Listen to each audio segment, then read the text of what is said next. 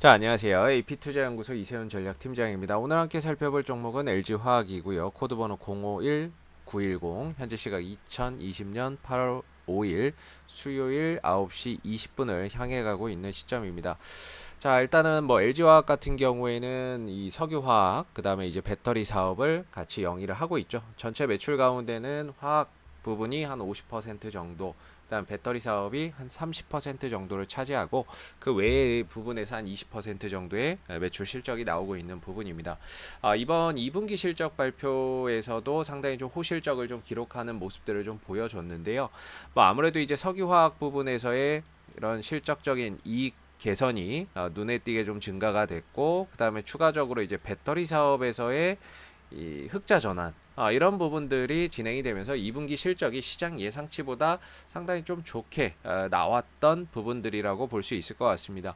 일단은 화학 부분에서는 이 회사의 이제 그 주력 제품이죠. 뭐 ABS나 뭐 PVC 같은 것들이 뭐 우리가 이제 스프레드가 개선됐다라고 하는데, 스프레드라고 하는 거는 쉽게 말해가지고 이제 원재료를 사오는 가격하고 원재료를 매입해 오는 가격하고, 그 다음에 이제 그 원재료를 바탕으로 제품을 이제 판매하는 가격이 있죠. 원재료 사오는 가격, 제품을 판매하는 가격이 개선됐다라고 해요. 결과적으로 싸게 사와서 비싸게 팔았다, 이렇게 보시면 됩니다. 결국에 그런 부분들이 이익이 개선으로 이어졌다라고 보시면 될 것 같고, 그다음 배터리 같은 경우에는 2018년도 4분기 이후에 처음으로 또 흑자를 기록을 했습니다. 흑자 전환을 했었고, 이번에 이제 매출 전지 부분에서만 매출이 한 2조 8천억 원, 영업이익이 1,500억 원 정도가 나오면서 어찌됐든 이제 이 석유화학과 배터리 산업, 이 석유화학이 끌고 배터리가 받쳐주는 이런 상황 속에서 2분기 또 어닝 서프라이즈를 기록을 했죠. 그러다 보니까 주가나 이런 부분들이 사실 사상 최고치를 기록을 하고 있습니다. 지금 어떻게 보면은 시장을 끌고 가는 주도 종목이다라고 볼 수가 있겠고, 거기에 이제 우리나라의 뭐 그린 뉴딜 정책이라든지 아니면 전 세계적으로 친환경 정책, 그리고 앞으로 배터리 산업의 시장의 전망이나 이런 성장성이 상당히 좀 좋다라고 봤을 때 쉽게 지금 이 흐름, 이 불붙은 흐름들이 절대 쉽게 꺼질 상황은 아닌 듯합니다. 뭐 실적도 받쳐주고 뭐 이런 세계적인 동향이나 이런 것들도 앞으로 뭐 2차 전지 배터리나 전기차가 확대되는 속에서 수혜를 볼 수 있는 종목이라고 볼 수가 있을 것 같고요. 거기에 따라서 이런 시장을 또 끌고 가는 주도주의 역할, 그리고 이런 추세적인 상승 흐름들이 이어지고 있는 흐름이라고 한다면 사실 쉽게 이 흐름이 꺾이기는 좀 어렵죠. 그리고 신고가예요. 이 종목의 역사상 신고가다라고 보시면 되겠고, 전고점을 돌파를 하면서도 또 대량의 거래량이 유입된 부분들, 그리고 이런 추세적인 상승 흐름들을 이어가는 상황 속에서 이 종목의 이제 고점이나 이런 부분들을 논하는 것 자체는 크게 의미가 없는 상황이 돼버렸습니다. 그리고 주도주는 쉽게 꺾이지 않는 흐름이죠. 그래서 LG화학 같은 경우는 일단은 저는 이제 앞으로의 성장성이나 이런 것들을 본다면 결국에 전기차 시대는 도래를 할 것이고, 거기에 따라서 배터리 수요도 늘어날 수밖에 없다. 지금은 석유화학 부분과 배터리 사업 부분의 매출 비중이 석유화학이 한 50%고 배터리가 30%지만 나중에 시간이 지나면서 이 배터리 사업 부분의 매출 파이도 상당히 좀 커질 수 있다라고 보고요.